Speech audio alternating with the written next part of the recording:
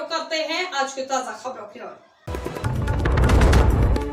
जबलपुर के आधारताल क्षेत्र में एक छात्र के व्यवहार में अचानक आए परिवर्तन को लेकर गंभीर मामला सामने आया है।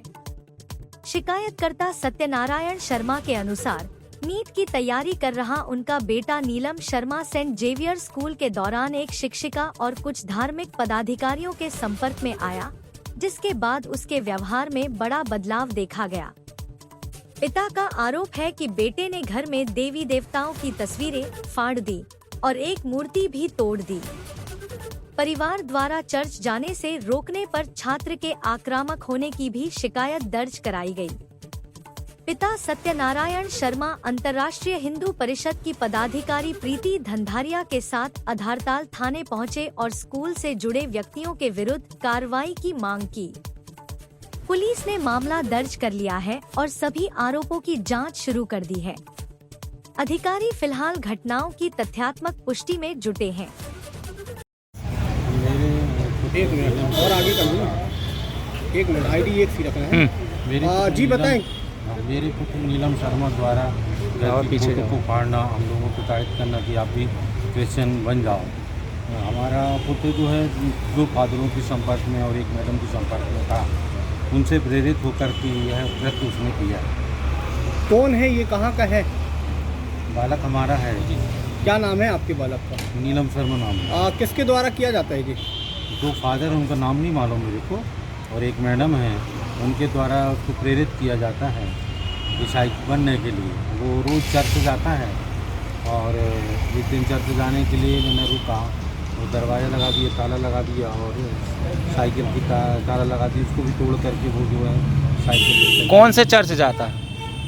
ये दत्ता बिल्डर्स के बगल में एक चर्च उधर जाता है और एक भट्टीपुर के चर्च में भी जाता है। आपको कैसे पता चला कि मतलब वो इस तरीके का मामला सामने आ रहा है? क्योंकि हमारे यहाँ वो यीशु का गाना लगाता है, हम लोग रोकते हैं तो हम लोगों को भी वो लड़ता है हम लोगों से, माता पिता से। क्या नाम है आपका? सत्यनारायण। अभी आप अपनी शिकायत लेके कहाँ आए? आधारताल थाने में। क्या चाहते हैं आप?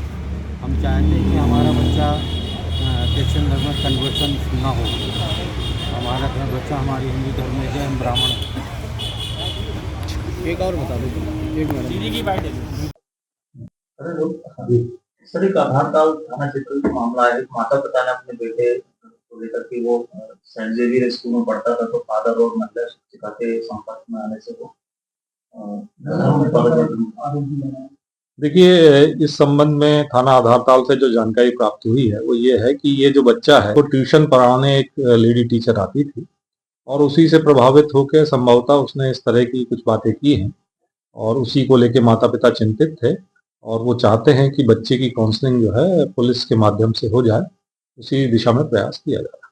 सर, उनका कहना है कि वो घर में देवी देवताओं की फोटो वगैरह भी फाड़ता हो परिवार। देखिए, जैसा मैंने कहा कि वो जो बच्चा है उसके संबंध में माता पिता का कहना है कि वो चाहते हैं कि पुलिस के माध्यम से उसकी काउंसलिंग हो जाए ताकि वो अपनी नॉर्मल स्थिति में आ सके। प्रथम दृष्टया जांच में यही आया है कि वो अपनी लेडी टीचर से प्रभावित हुआ है और वो भी माता पिता भी यही चाहते हैं कि काउंसलिंग के माध्यम से उसको यथास्थिति में लाए। कुछ ऐसे बच्चे सामने आए हैं? अभी तो इसके अलावा कोई जानकारी। आज जबलपुर कलेक्टर कार्यालय में आदिवासी उत्थान सेवा समिति ने जिला कलेक्टर को ज्ञापन सौंपा। समिति ने बताया कि आदिवासी समाज के लिए सरकार द्वारा कई योजनाएं कागजों पर तो दिखाई देती हैं, लेकिन जमीनी स्तर पर उनका लाभ नहीं मिल पाता।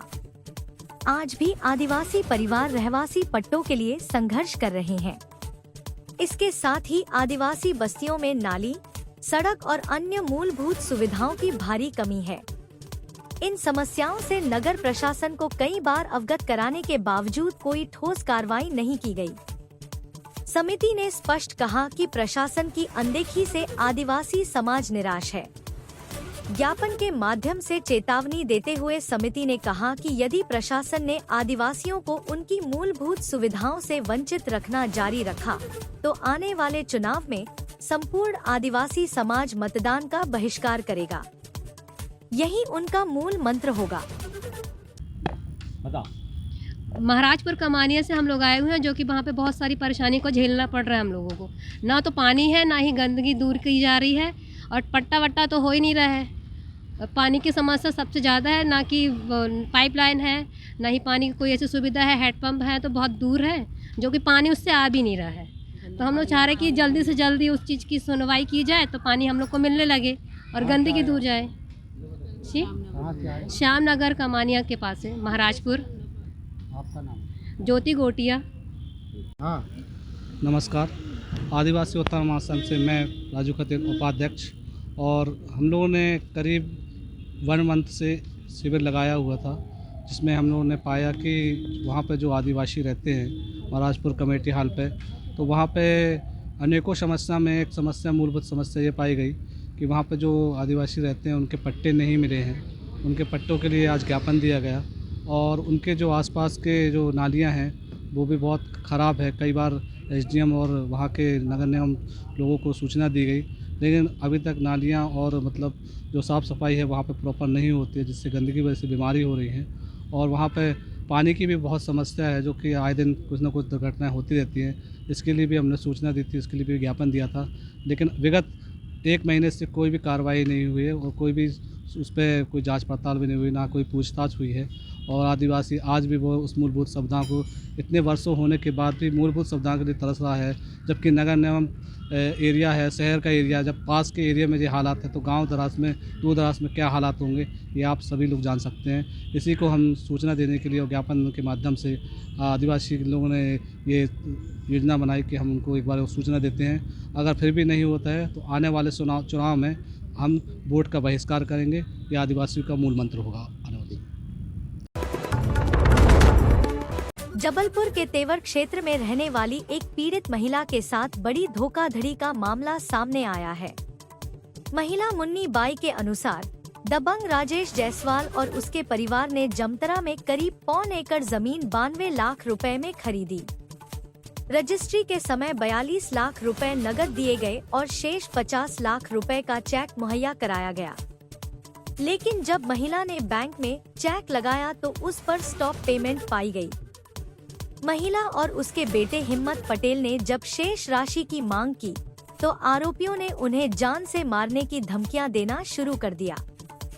पीड़ित महिला अनपढ़ है और उसका आरोप है कि एक दलाल ने झांसा देकर यह सौदा करवाया। बरेला थाने में रिपोर्ट दर्ज कराने के बावजूद कोई कार्रवाई न होने पर महिला एसपी कार्यालय पहुंची और न्याय की गुहार लगाई है। परिवार लगातार आरोपियों से डर और धमकियों के साए में जी रहा है। शिकायत लेके आए कि हमारे पैसा नहीं डाला जायसवाल आर की। कहाँ से आए हैं? हम पिपरिया से आए, भेड़ाघाट थाना। जी, कहाँ पे थी आपकी जमीन? हमारी परसवारा में थी, थाना लगता है बरेला। कितनी जमीन थी? 1.25 एकड़ 2 बहनों में। अच्छा, तो कितने में? 1.5 एकड़। कितने में सौदा हुआ था? 1 लाख 5 कम 1 लाख 92 लाख 80 हज़ार। 92 लाख और 80 हज़ार में। अच्छा, तो कितना पैसा मिला आपको उसमें? 42 लाख दाई हैं। अब क्या बोल रहे हैं बाकी? अब बाकी में जाते तो घर रंगदारी घाई बताते नहीं दे रहे थे? नहीं दे रही तो हम इतने आए। ठीक है, नाम बता दो अपने। हमारा बेजंती बाई है। से आए हैं और क्या समस्या है आपको? हम लोग तेवर पिपरिया से आए हैं। हम लोग की जमीन परसवारा जंतरा परसवारा में है, थाना बरेला लगता है, गौर चौकी। और राजेंद्र जायसवाल को रजिस्ट्री करी है इन लोगों ने, अंगूठा छाप अनपढ़ गवार लोगों ने, और वो चेक के द्वारा रजिस्ट्री करवा ली। चेक मेंशन है रजिस्ट्री में, और पैसे के लिए मना कर रहा है। जाते हैं उसके घर में तो जान से मारने की धमकी देता है। कब्जा भी करा लिया उसने ज़मीन में, और खाली कराने के लिए खेत गया था तो गुंडे लेके गया था अपने कलारी के। कितने में सौदा हुआ था? सौदा 92 लाख 80 हज़ार में सौदा हुई थी, जिसमें से उसने 42 लाख अभी दे चुका है, और बाकी कह रहा है कब्जे के बाद कब्जा करा लिया। उसके बाद में जाते हैं तो वो मारने की धमकी देता है और पैसे नहीं दे रहा। किसके नाम पे थी जमीन? जमीन हमारी माता राम बैजंती बाई के नाम पे थी। बरेला में शिकायत? बरेला में शिकायत 3-4 बार कर चुके हैं, एसपी में भी कर चुके, कलेक्टर में भी कर चुके हैं। 4-5 साल से मामला चल रहा है। क्या हुआ? कोई सुनवाई नहीं? कोई सुनवाई नहीं हो रही। आज कहाँ फिर आए? आज फिर आए हैं एसपी ऑफिस में, वकील द्वारा भेजा था उसने तो कि तहसीलदार साहब महोदय के पास जाइए, शिकायत दर्ज करवाइए, देखते हैं कुछ होता है कि नहीं। क्या चाह रहे हैं आप?